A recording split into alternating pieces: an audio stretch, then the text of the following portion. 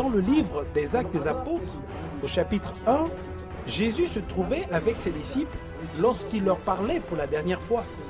Et la Bible nous dit qu'il était enlevé et conduit en altitude vers le ciel. Et lorsqu'il était déjà dans le ciel, les disciples n'arrivaient plus à le voir. Par contre, ils virent deux anges qui se tenaient de leur côté et qui pouvaient leur dire « Hommes galiléens, pourquoi vous arrêtez-vous à regarder au ciel ? Ce Jésus qui a été enlevé au ciel du milieu de vous viendra de la même manière que vous l'avez vu allant vers le ciel. » Cela nous amène à comprendre que la parole de Dieu va s'accomplir. Jésus revient bientôt. Les apôtres, les disciples ont vu leur Seigneur, Jésus-Christ de Nazareth, monter, décoller devant eux. Et cela montrait pleinement combien notre Seigneur, leur Seigneur, était tout puissant.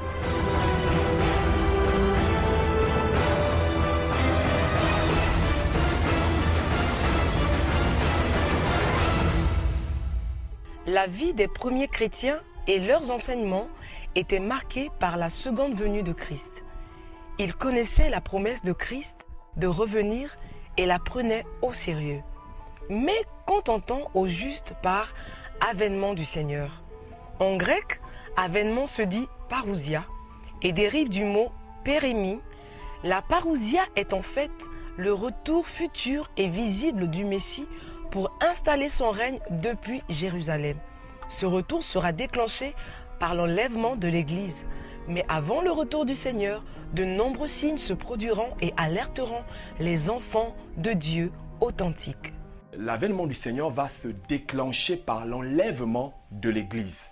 Voyez-vous? C'est-à-dire la disparition massive et de manière simultanée des hommes et des femmes, n'est-ce pas, dans le monde entier. Tous ceux qui, bien évidemment, auront mis leur confiance en Jésus-Christ de Nazareth pour rencontrer le Seigneur dans les nuées. Ce sera en un clin d'œil que nous serons changés, que les morts en Christ ressusciteront et sortiront de leur tombe avec des corps glorieux et qu'ils iront rejoindre le Seigneur dans les airs. Et nous, les vivants, serons transformés et irons également à la rencontre du Seigneur. Et en fait, qu'est-ce qui se passera en ce temps-là? Ce sera bien évidemment la célébration des noces. C'est ce repas que Dieu a préparé à son Fils Jésus et à l'Église, qui est son épouse. C'est pendant ce repas que tout croyant recevra sa récompense. Ce sera comme si chaque chrétien passera à tour de rôle recevoir sa récompense. C'est ce que la Bible nous dit à propos.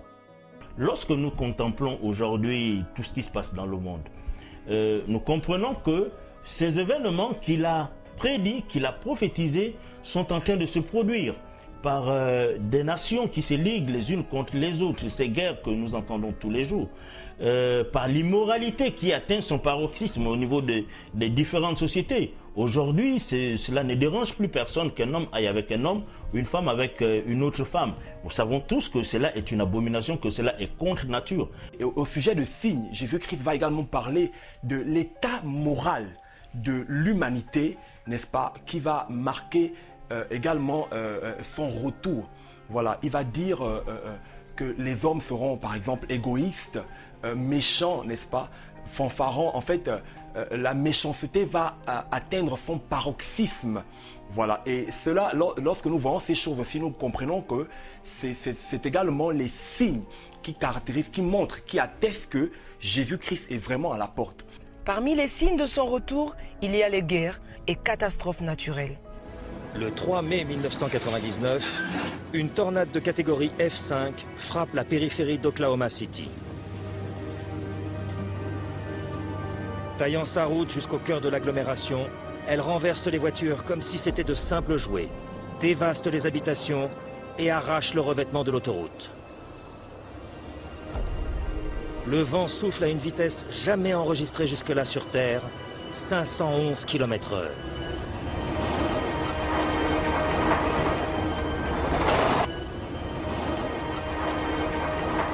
S'il est avéré que la planète a connu de tout temps des phénomènes météorologiques, sismiques et volcaniques violents, tous les spécialistes s'accordent pour dire que le nombre de grandes catastrophes naturelles a fortement augmenté ces 30 dernières années. Les catastrophes sont dites grandes lorsque les régions touchées subissent d'énormes pertes humaines et économiques et se retrouvent dans l'incapacité d'y faire face par elles-mêmes, ce qui rend indispensable une aide interrégionale ou internationale. Le 26 décembre 2004, un effroyable tremblement de terre d'une magnitude de 9 sur l'échelle de Richter secoua les fonds marins au large de Sumatra, ce qui provoqua un gigantesque tsunami. Les vagues qui atteignirent jusqu'à 10 mètres de haut frappèrent l'Indonésie, la Thaïlande, le Sri Lanka, l'Inde et la Malaisie et causèrent la mort de plus de 220 000 personnes.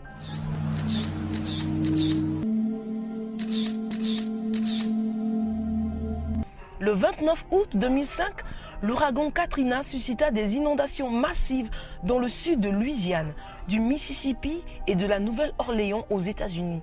1132 personnes furent tuées. Autre signe, les famines. Chaque année, 10 millions d'enfants de moins de 5 ans meurent de malnutrition et de maladies associées à ce fléau. Aujourd'hui, la crise alimentaire due à la hausse des prix des matières premières tue plus de 9 millions de personnes par an. Dans ce contexte, ce phénomène macabre s'étendra à des centaines de millions de personnes dans les années à venir. Selon les données des Nations Unies, les prix des denrées alimentaires ont augmenté de 35% entre janvier 2007 et fin janvier 2008, soit une augmentation de 65% depuis 2002. L'Organisation pour l'alimentation et l'agriculture note en 2007 une inflation de 80% sur les produits laitiers et de 42% sur les céréales. Les projections ne prévoient pas d'amélioration à court terme.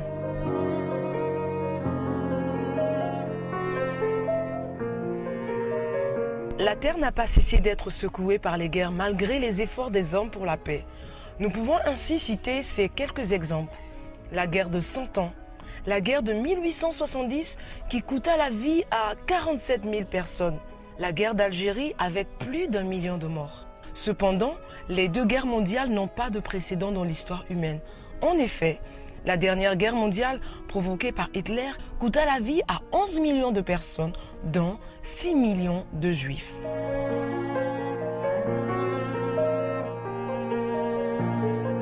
Nous sommes sûrs que Jésus reviendra sur cette terre. Il a lui-même dit, et les Écritures nous le confirment également. Il y a des prophéties dans la parole de Dieu qui attestent le retour de Jésus. Il y a quelque chose que nous devons retenir. Tout ce que Jésus a dit qui devait arriver, c'est tout accompli. Il a dit à ses disciples qu'il serait crucifié et qu'au 3e jour, il ressusciterait. Et la chose s'est produite exactement comme il l'avait prédite. Jésus avait dit que la ville de Jérusalem serait détruite à tel point qu'il ne resterait même pas une seule pierre. Et des années plus tard, cela s'est accompli avec exactitude. Jésus a dit qu'avant son retour, les époques de Noé et de Lot referont surface. Au temps de Noé et de Lot, les hommes plantaient, bâtissaient, mangeaient, buvaient, se mariaient et mariaient leurs enfants. Ils étaient charnels et ne se souciaient pas de l'imminence du jugement de Dieu. Ils pratiquaient l'homosexualité, l'inceste, l'idolâtrie. Les pensées de leur cœur se tournaient chaque jour uniquement vers le mal. Il va également parler de la séduction. La séduction, c'est l'un des signes qui a été annoncé fortement par notre Seigneur Jésus-Christ. Parce qu'il va dire, prenez garde que personne ne vous séduise. Voyez-vous, que personne ne vous séduise. Parce qu'il viendra de faux prophètes, il viendra de faux frères, il viendra des personnes qui vous annoncera également un message qui semblerait vous amener au ciel, alors que l'issue de ce message, c'est bien évidemment l'enfer. Un évangéliste porte une bonne nouvelle. Ce n'est pas de venir dire que Jésus est ressuscité, ce n'est pas une bonne nouvelle aujourd'hui.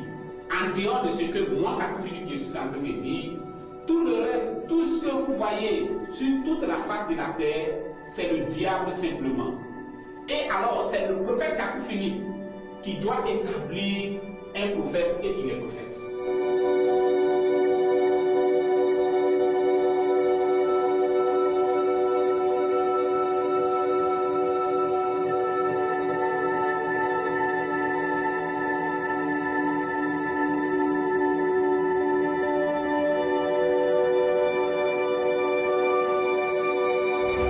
lorsqu'on parle de séduction, il est bien évidemment question ici des personnes qui ont été éclairées. Ça fait référence aux disciples de Jésus-Christ de Nazareth. Et aujourd'hui, nous pouvons voir également cela dans le monde entier, tous ces enseignements qui souvent ne sont pas fondés sur la doctrine de Christ. Si tu as la puissance spirituelle, tu manques la puissance financière, tu seras détruit. Dieu a tant aimé le monde aujourd'hui qu'il a envoyé le prophète Philippe afin que celui qui aime Dieu, afin que l'humanité ne périsse pas, mais que l'humanité ait la vie éternelle.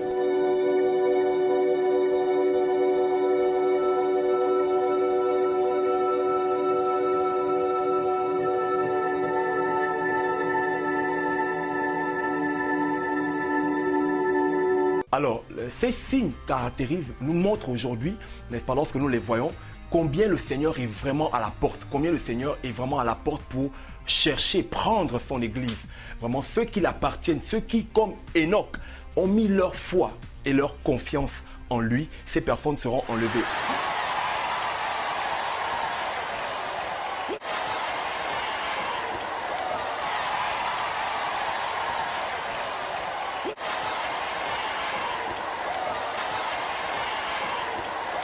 La Bible nous dit que celui qui se sanctifie davantage, et que celui qui se souille davantage.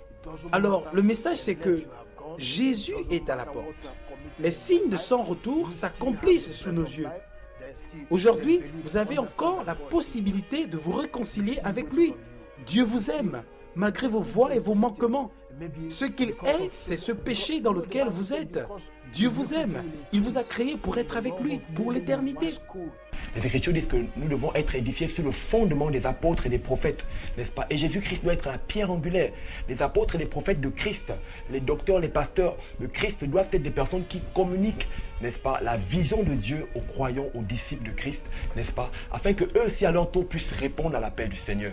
L'évangile doit être vraiment christocentrique, doit vraiment être centré sur la personne de Jésus-Christ de Nazareth. Et c'est un évangile qui est vraiment basé sur la mort et la résurrection de Jésus-Christ de Nazareth. Et aujourd'hui, nous pouvons, par la grâce de Dieu, observer ici et là des personnes qui de plus en plus prennent conscience, n'est-ce pas, par rapport à ce message-là, à cette doctrine-là, qui demande aux chrétiens, aux croyants, de revenir au fondement apostolique, au fondement de Christ, au fondement des apôtres et des prophètes. Lorsqu'il revient prendre son Église, ce sera sa seconde venue. Il reviendra cette fois-ci pour juger le monde. Et à cet instant, le monde entier le verra. Et bien avant, il est important de savoir qu'il a vaincu le monde et qu'il est venu en tant que l'agneau de Dieu. Sa seconde venue sera pour juger le monde. Et il le fera en tant que lion de la tribu de Juda. Et nous avons son retour glorieux dans le livre de l'Apocalypse au chapitre 19, à partir du verset 11. Les Écritures nous rapportent dans ces versets que Jésus revient sur des nuées, sur un cheval, n'est-ce pas, avec une épée aiguë pour juger les nations. Ce qui est sûr, c'est qu'il y aura des difficultés sur la terre pendant cette période. C'est une période vaste, c'est une période que l'on dit période de tribulation également. Ce sera assez insoutenable pour les hommes qui seront là à cette époque, qui auront à vivre ces choses. Et pour tous ceux qui l'ont choisi, souvenez-vous, Jésus a donné une parabole. Il disait que dans une ville, il y avait un roi qui devait recevoir la domination et l'autorité sur cette ville. Et alors qu'il était en chemin vers cette ville, tout le peuple, ayant appris cela, s'est accordé à refuser son règne. Et Jésus nous dit que lorsque ce roi revint, il a jugé ces personnes qui ne s'étaient pas soumises à son autorité. Il ne juge pas les nations parce que cela lui fait plaisir, mais parce que c'est un châtiment qui est réservé à celui qui pêche. Tout d'abord parce que le salaire du péché, comme on l'a dit par le passé, c'est la mort. Celui qui commet des actes abominables, comme nous l'avons cité, il est tout à fait normal que les nations finissent par payer, en fait, à la fin, ce type de fléau. Seul Jésus-Christ apportera la solution, n'est-ce pas, dont l'humanité a besoin, n'est-ce pas, pour rentrer dans une véritable restauration. Cette solution que les gouvernements du monde entier, cette solution que que les présidents du monde entier cherchent à offrir, n'est-ce pas, à cette humanité-là en détresse, n'est-ce pas, ne pourra venir qu'en la personne de Jésus-Christ de Nazareth. Car c'est lui que Dieu a choisi pour justement restaurer l'homme dans sa condition initiale et parfaite. À la lumière des Écritures, Dieu n'a eu aucune pitié pour son Fils à cause du péché de toute l'humanité. Jésus a été sacrifié. Il a subi la colère de Dieu à notre place. Nous qui sommes pécheurs et coupables, si Dieu a préféré frapper son Fils à cause de nous, alors quelle pourra être la sentence réservée à ceux qui n'auront pas accepté Jésus comme leur Seigneur et Sauveur? Parler de Jésus, mais où sont les œuvres de Dieu dans ta vie? Quelqu'un parle d'avoir le Saint-Esprit, mais où sont les œuvres de l'Esprit de Dieu dans la vie des chrétiens aujourd'hui? La marque du Saint-Esprit est la sainteté. Où est la sainteté dans les chrétiens d'aujourd'hui? Où est cette sainteté? C'est où? Le mensonge est toujours là, le vol, la cupidité, l'impudicité. Où est l'œuvre de Dieu?